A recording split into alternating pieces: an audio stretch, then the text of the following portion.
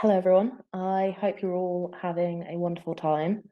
Um, I'm Lauren, and I'm going to be taking you through a little workshop, just kind of talking all about sustainable self-care, um, specifically the 4 simple steps that I like to use to make sure that we are all looking after ourselves and the planet.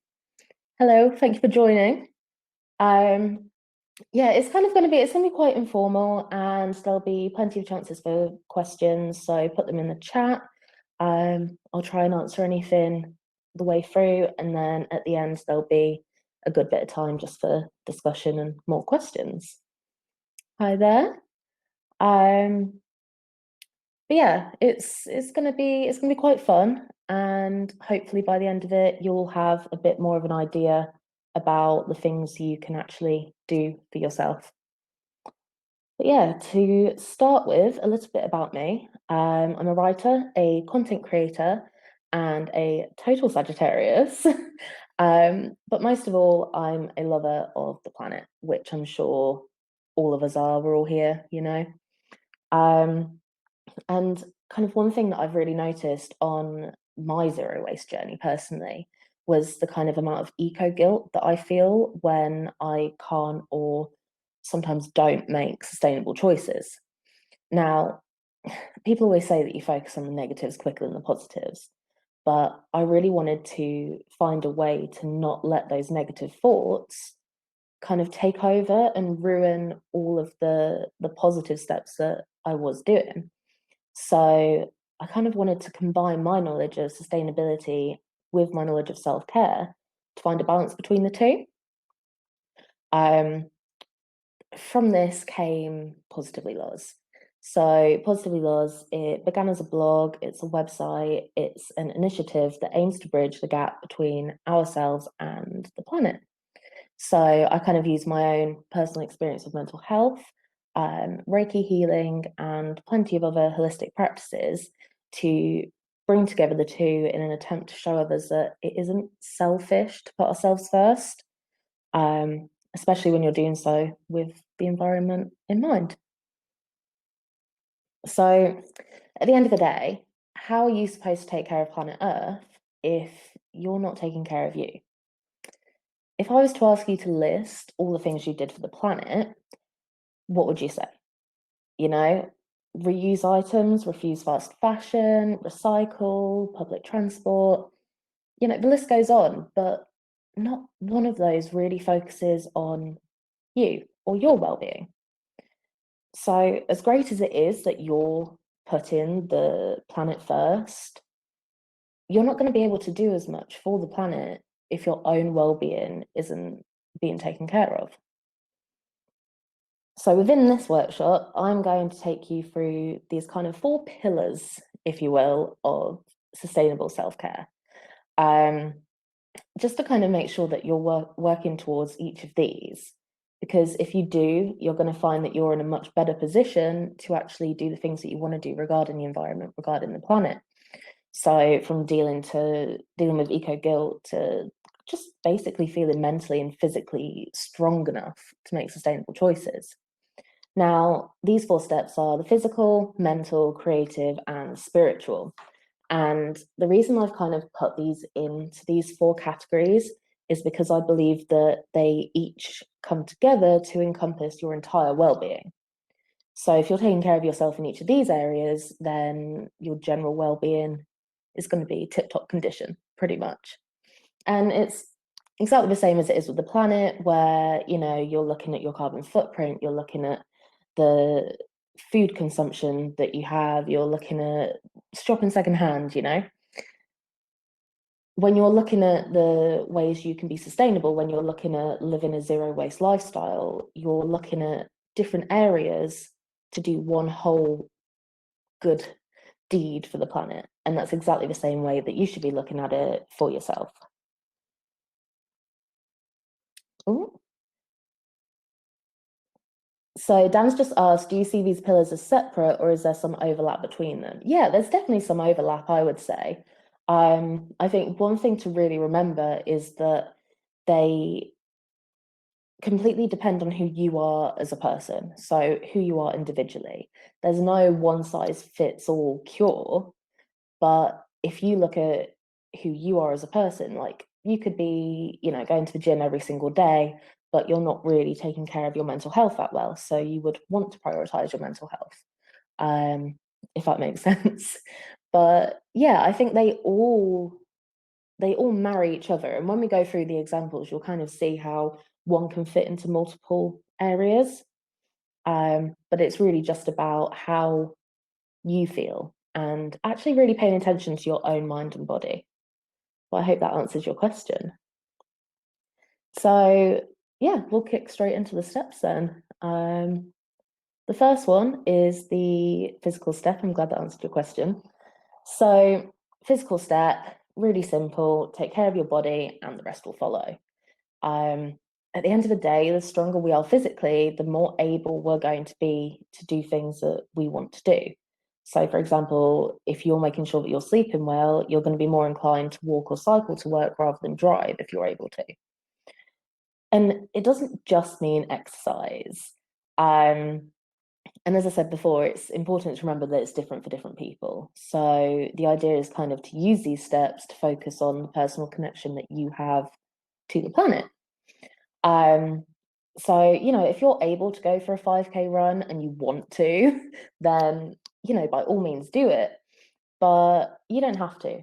There are other ways you can focus on your physical health. So taking short walks, doing simple stretches, generally just moving your body a little bit, like I love washing up and just having a bit of a boogie with some music on, and that makes me feel better. That makes me feel stronger. I've moved my body, I'm feeling great.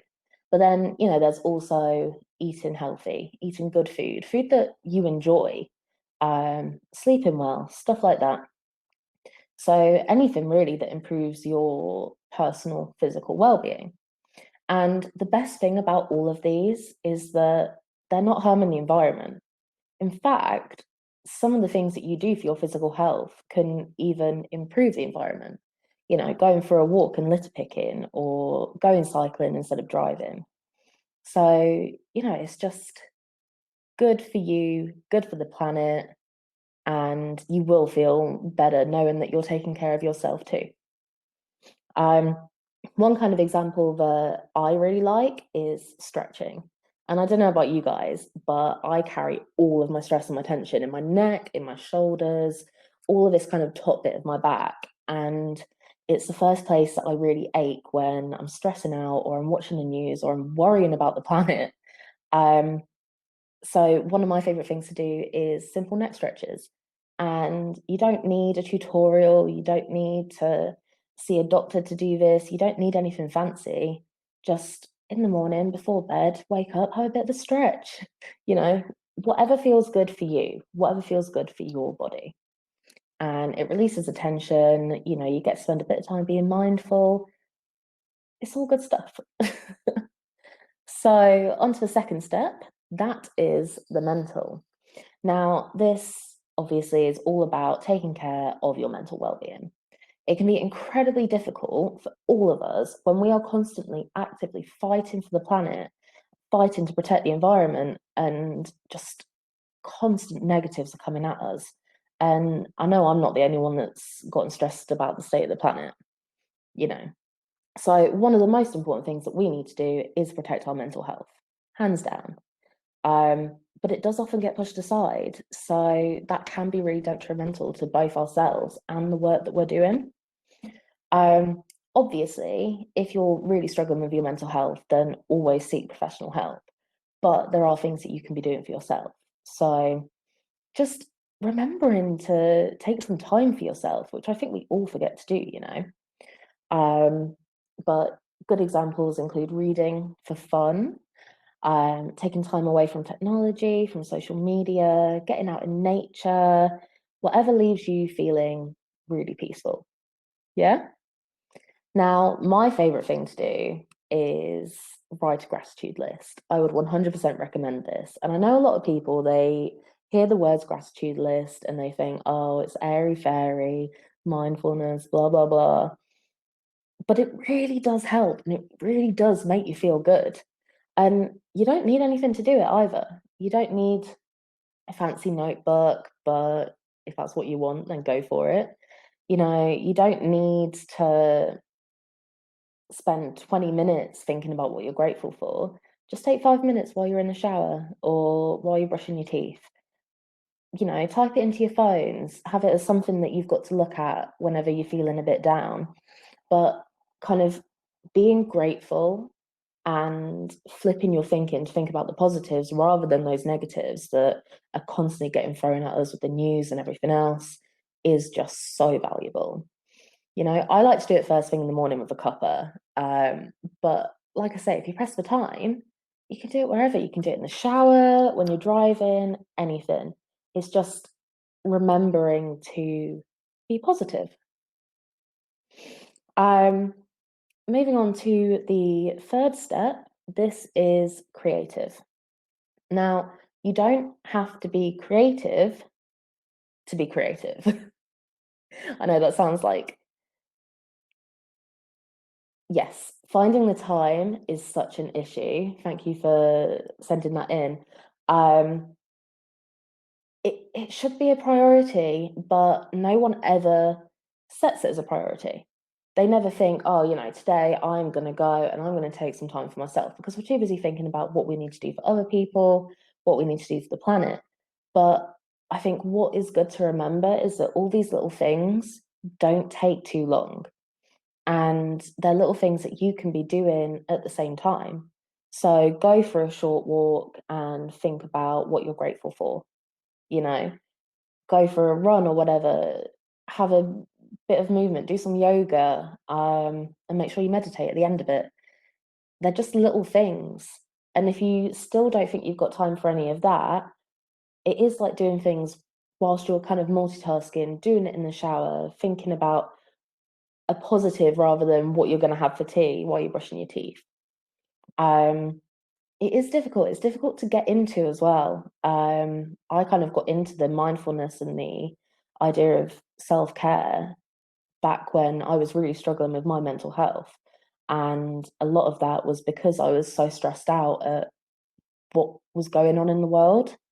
And it was just making those really minute changes that kind of helped me along a bit and got me into that positive mindset. So then I was able to tackle the planet, tackle how I wanted to help the planet, but without getting too bogged down by it all. But yeah, it's a really good point. Um, but yeah, the next step is creativity. And yes, that's pretty much it. That's exactly what I was going to say. Being creative is absolutely brilliant for coming up with solutions. And especially as you say, Vanessa, the experience of sustainability, it's so good to make sure that you're not forgetting how to be creative. Um, I kind of see it as unlocking your inner child. And not only is it great because it really does relieve that stress and tension, but like you say, it means that you can find better solutions. So, you might be listening to all of this and thinking, well, what's that got to do with the planet? But each of these do have just, a little something that will help you do what you want to do. They will help you, they'll build your strength up personally so that you can then help the environment, you can then be sustainable.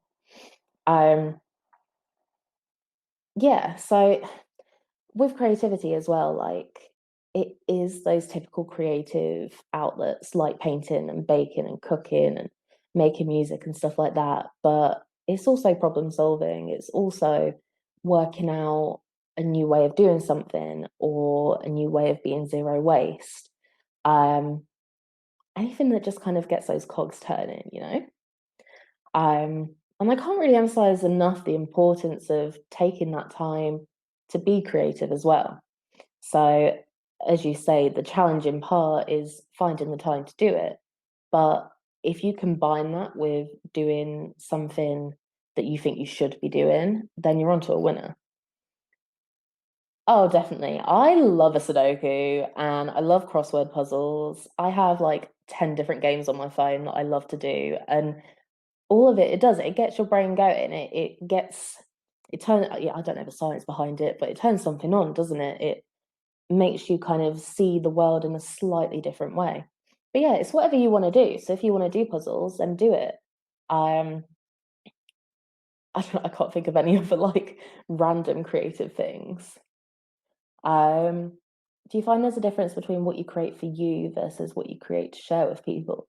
This is a really interesting question, actually, because I have my degree in illustration. So yeah, like mandalas, I have my degree in illustration. And although that's drawing, that's creative, um, I found while I was studying it, the actual act of studying and the act of being judged on what I was creating took away my creativity and it kind of stifled that. So, yeah, for me personally, I think there definitely is a difference. Um, if you can create something for yourself that you're also happy to share with people, then do it. Again, like the main theme throughout this is it's what's personal to you. But yeah, definitely practice, definitely like have a play, have an experiment, see what kind of stuff you make for you versus what you decide to share with other people. Because I know there's always a bit of an ounce of perfectionism that a lot of people find when they are creating. And I do kind of think that that negates the reason behind being creative because you want it to be perfect. So you do end up stifling yourself, if that makes sense. Um, but then other people can make for other people and not get stifled. So as I say, experiment, have a play. It's whatever makes you happy. So, for example, this exercise that I've put here, draw something that makes you smile, whether that's drawing for someone else, drawing for yourself.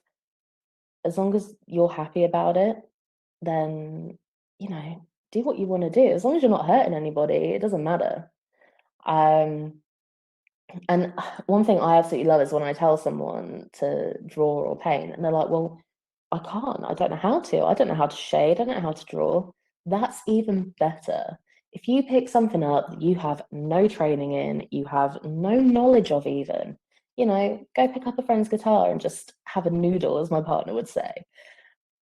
You're just, you're making something, you're having fun with it, and you'll find that that unlocks something in your brain so that when you're going and you're doing whatever you're doing, when you're thinking about again, different ways to be sustainable, to be zero waste. When you're looking for those solutions, you'll find that you're actually in a position where you can come up with more creative ideas that might actually be better than what you would have come up with had you not given yourself a chance, basically. Um, and then going on to the final step, that is spiritual. I hope I've answered everyone's questions so far, by the way. But yes, the spiritual step. Now, this doesn't mean religious unless you want it to. Um, but it's kind of just about keeping your soul happy. And again, I think this theme going throughout is make sure that you are looking after you, make sure you are thinking about you in a personal way, in a way that you're listening to yourself. Um, yes, Yes, definitely. One of the things about all of these is that they do all link, they do all come together, and it is finding that balance. It's making sure that you are looking after the mental, you are looking after the creative, um, and yeah, and you are looking after the spiritual. And each one of these, they do link. Um, but it's good to see that other people are kind of on the same page. So yeah, when you're talking about spiritual, that could still mean the other things for you. So if you enjoy doing yoga and you see that as like more of a spiritual practice, or even just going jogging or cycling or walking in nature, if you see that as a spiritual thing, then yeah, combine the two. It's all your general well-being as a whole. Um, but yeah, it's just there's loads of different things that you can do for this. I've got really just a couple of examples of the meditating, volunteering, beach clean, stuff like that. But it's literally whatever you want to do. Do you have any spiritual practice for the planet? So for me personally, I see having a walk in nature as a spiritual practice. Me and my partner make sure that every Saturday morning we get up really early and we go and we enjoy nature. And I think part of that is like a selfish thing. That is me doing it for me to feel good. And that's definitely not a negative thing. Um, but it's also it is good for the planet because it's making you aware. We've started learning about birds and loads of different wildlife and stuff like that that we are now getting more interested in conserving. It's a really difficult sentence. But yeah, like the conservation side of things. Um, and I think just actually being out there and experiencing it, you are gonna want to do more things for it because you see how beautiful it is, and then you see all this plastic on the ground, and it is heartbreaking. It is really sad. So you pick it up. It's little things like that. And I think all of these, as long as you're, as I say, as long as you're doing it for yourself, as long as you're giving yourself the chance to open your mind and open your soul, I guess, to looking after yourself for the planet, then any practice is for the planet. Because ultimately you're doing it for yourself, which then makes you stronger, which then means that you're in a position that is better set to do those things, if that makes sense. I hope that's answered the question. Thank you. So yeah, as I say, there's tons of different examples. My number one suggestion would be breathing. And it sounds, I don't know, it sounds silly, but it is so simple, but it is so important. In fact, it's one of the first acts of mindfulness that any kind of holistic practitioner, um, anyone like that would suggest because it is so simple but effective. And it's yet another thing that, if you look back at the other exercises that we've talked about, the stretching, the thinking about gratitude, the breathing, you can combine all of them together. And it's another thing that it doesn't require much. It doesn't require fancy equipment. It doesn't require a tutorial. It's just you, and you can do it for 10 minutes, you can do it for 2 hours if you want, or you can do it for 10 seconds. But taking that time to just be in the moment um, is just, it's so important. I have heard of forest bathing, but I don't really know massively what it is. I assume it's similar to maybe grounding, but that's going to be really interesting to look into. So thank you for sharing that, Jessica. I am a massive advocate for being in nature, and I think doing that will encompass all of these things, but that is me personally. But if you can find something that is similar to that, that, you know, makes you happy and gives you peace, then you're onto a winner, really. So they're the kind of four steps, the four pillars that I think are really beneficial to focus on when you're looking at your own well-being. Um, and as I say, you can combine those. So, take a few minutes before bed tonight and have a bit of a stretch. Breathe, think about what you're grateful for, and, do something you enjoy. Read a book, do a Sudoku, do a puzzle. And it takes barely any time, but if you put that time in, and if you do even just a couple of minutes, if you put those minutes in, you are going to feel so much better. I can guarantee it. And I don't know, I just think it's so important to take care of ourselves if we want to have the amount of energy that we want to put into taking care of the planet. I think it can be really easy to look at fast fashion, look at these big companies and think that you need to perform a huge action to do something beneficial for the planet. but you really don't. Each of us is connected to the earth. Each of us has that connection. Each of us has a power that if we tap into it and if we tap into ourselves, we're going to be able to take care of the planet better. So, yeah, don't underestimate your power. That is pretty much it from me. Thank you for listening, and I hope you will be able to take something from that. But yeah, I kind of left a little bit of time to talk about some questions. I think I've just seen one come up. Feel free to chat, feel free to send some questions in. Let's have a look. If eco guilt hits you, what's your go-to self-care activity or exercise? That's a good one. I think, yeah, for me, definitely it would be being out in nature, if I'm able to. And luckily, I live in a town called Milton Keynes in the UK, and it's surrounded by green. So we're very lucky that we have a lot of nature on our doorstep.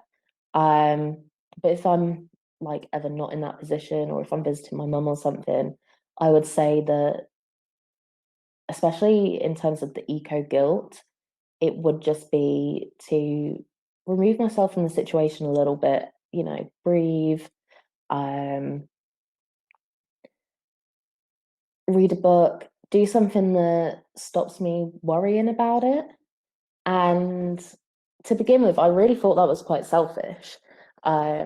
I thought that I would have to constantly be thinking about the planet, constantly be trying to be sustainable. And then I realized that it kind of left me feeling a bit burnt out.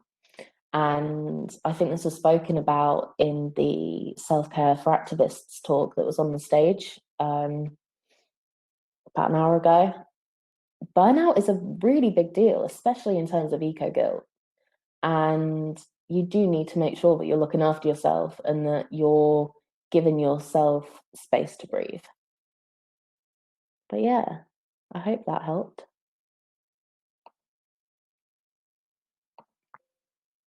Oh, okay. Should you practice these things alone, or could you do them with friend, partner, family, communal self-care? Thank you for answering for your workshop. Well, thank you very much, Dan. Um, it's up to you, really. As I say, me and my partner, we will go out for walks together. And I really enjoy having someone there to do that with, and having someone to engage in the wildlife and the nature, to discuss what birds we've heard and stuff like that. But it's whatever makes you feel comfortable. I know there's a lot of people, and especially people within the kind of zero waste industry community that struggle a little bit with people interaction. And I know I certainly do. So it is really important to take time to yourself and actually spend it with yourself.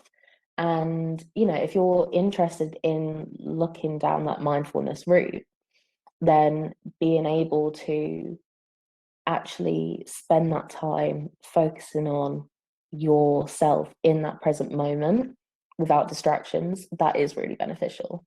But on the other hand, having someone there to actually join in the self-care and, do these different exercises with can also be really beneficial, because you've got someone there also cheering you on. And it's a little bit of accountability as well. I know that if it's just me, I'd be like, oh no, I can't go and take 5 minutes out for myself because I need to be doing this, this, and this. But having someone there to say, come on, you need 5 minutes away, step away from the computer, step away from this, step away from that, just take some minutes for yourself, then I'm going to be more inclined to do that.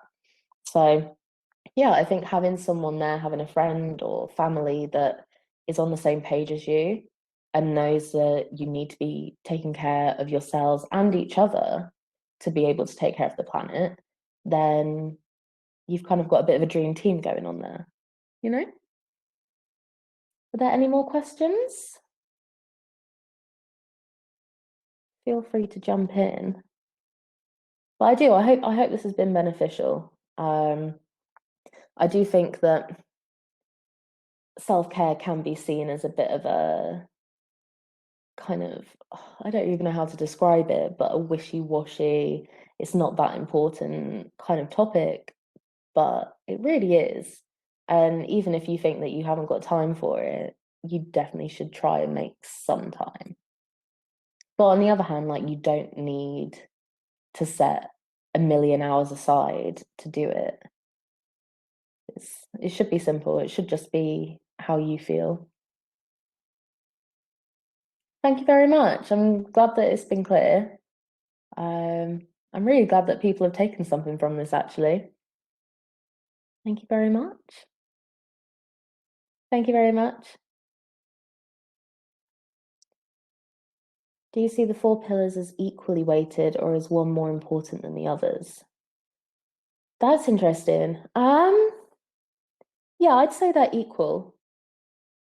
I would. I think it's interesting because when I put the presentation together, I was like, well, it's these four areas, but in my head it was physical, then mental, then, and it was that kind of, I think it's like a socially, I don't know what the word is, but it's kind of put into your brain that your physical health is more important than your mental health, but it really isn't. And even knowing that, you still assume, if that makes sense. But I would say that it definitely depends on you as a person. You could have exceptional mental health, but not very good physical health. So yeah, focus on that physical health a little bit more. Try and make sure that each of them is well-rounded.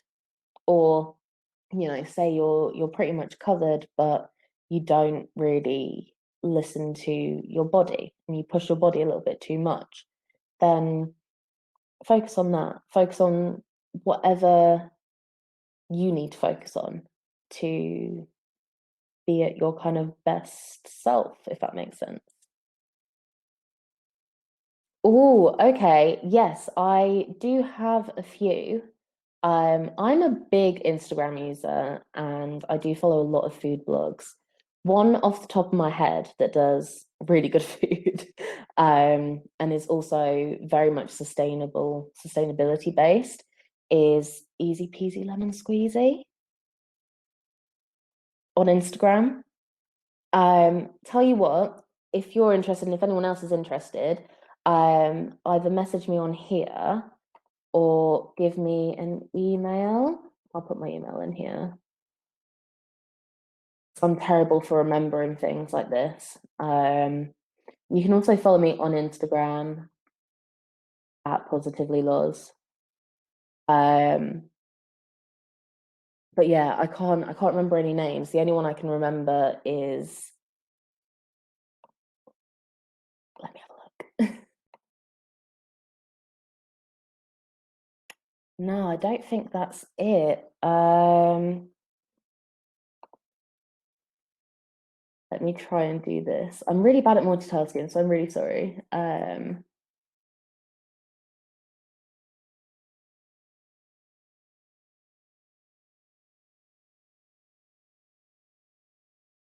Okay, let me have a gander. But yeah, what I will do is I've got a list of quite a lot of different people that I follow, especially in terms of because I'm terrible in the kitchen. I'm really bad. Um, okay, I've got it. So I'm really trying to start cooking more and actually enjoying it and cooking food that is good for me. Here we go. I'll send the link now. Yeah. Her name is Emily, and she's really into low waste, sustainable food, sustainable cooking, and some of the food that she makes is incredible. So that would be my go-to. Um, yeah, that's okay. Any more questions? Feel free after this festival as well to come and find me. I'm always open to connecting, chatting with people. Yeah,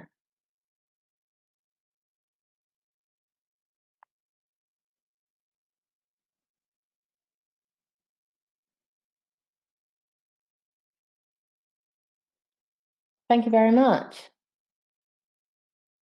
Well, I'm glad I could have been some help, and I hope people enjoy the rest of the festival. Um, yeah, I think it's been really great, hasn't it? Yeah, and I might as well say now as well, a big thank you to the team for actually having me on. This has been really great. But thank you all for listening. Thank you all for coming. Taking the time out to hear what I have to say.